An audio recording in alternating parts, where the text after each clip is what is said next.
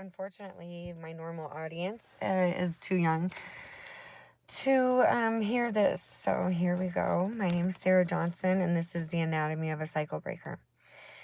Statistically, according to data from the Substance Abuse and Mental Health Administration, over 12% of children grow up in a home with a parent battling substance abuse. Statistics are clean, but the reality is really filthy. I'm supposed to be a memory, an overdose, or a headline, and instead I'm a homeowner, a mother of 3, and a future counselor. In my reality, my mom was a crack addict and my dad was a drug dealer and an alcoholic. Before I was even 3 years old, my daily life consisted of watching transactions, watching drug use, and watching the police raid our home. I watched the cops tackle my father so hard they broke his leg, an injury so severe it eventually ended up amputated.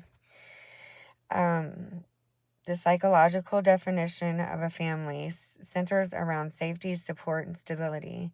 I did not have a traditional family life. I did not have an actual family. In a culture centered around family values, growing up in a generational cycle of addiction means you are structurally denied a childhood. Before the state ever stopped in, we lived at my maternal grandfather's house. We called him Hitler. Under his roof, violence was the language. He beat us. He did things to my mother, and the trauma wasn't just coming from the streets or the addictions. It was inside the very house meant to shelter us. When my mom went to prison, the chaos finally fractured us completely. At just 3 years old, this state stepped in and I was placed into foster care. We were all scattered. On my mom's side, there were 8 kids, and on my dad's, there were 14. I didn't even get to meet all of my own blood. There were no holiday dinners, no shared memories, and no baseline safety.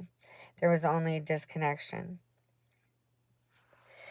By the age of 9, I transitioned back into my mother's care and we moved to Peoria, but care is a loose term.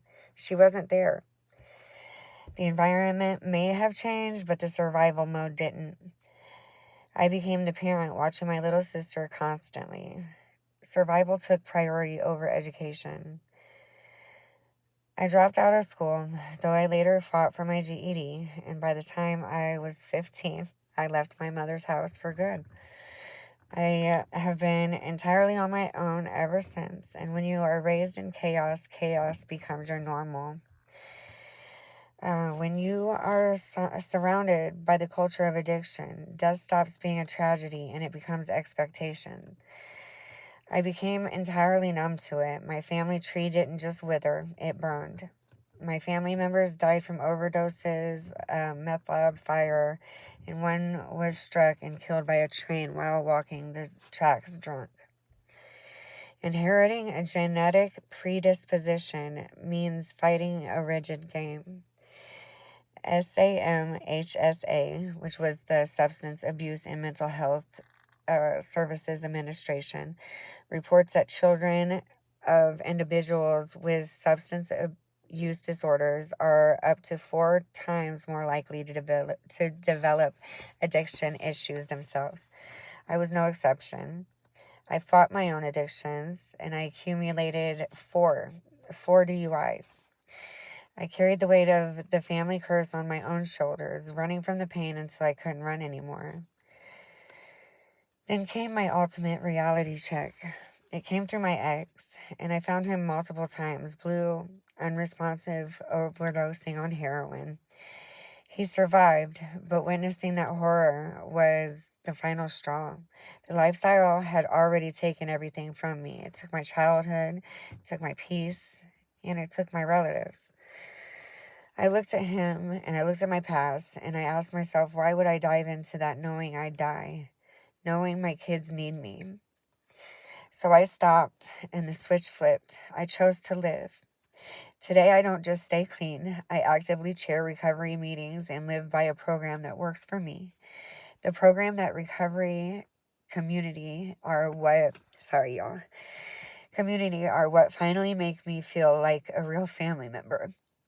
Maybe for my next communication paper, I will be able to write about sweet family traditions, but up until now, in my biological family, the only traditions were drugs and death. I chose to be the scissors cutting my kids loose from a life I absolutely hated. The hard truth about breaking a generational curse is that the disconnection doesn't end when you get clean or buy a house. To this day, I remain completely estranged from my biological family. This disconnection is permanent because you cannot heal in the environment that made you sick. According to the Centers of Disease Control and Prevention, the CDC Adverse Child Experience study, the chronic toxic stress of a childhood trauma directly alters physical health, heavily correlating with adult chronic conditions like heart disease and different stuff like that. Breaking this curse has left physical scars.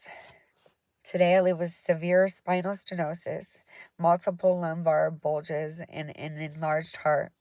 My body first forced me to stop traditional work, but a broken body does not mean a broken purpose. Today I am a single mother of 3 teenagers. I'm providing the exact stability, safety, and open communications that was systematically denied to me.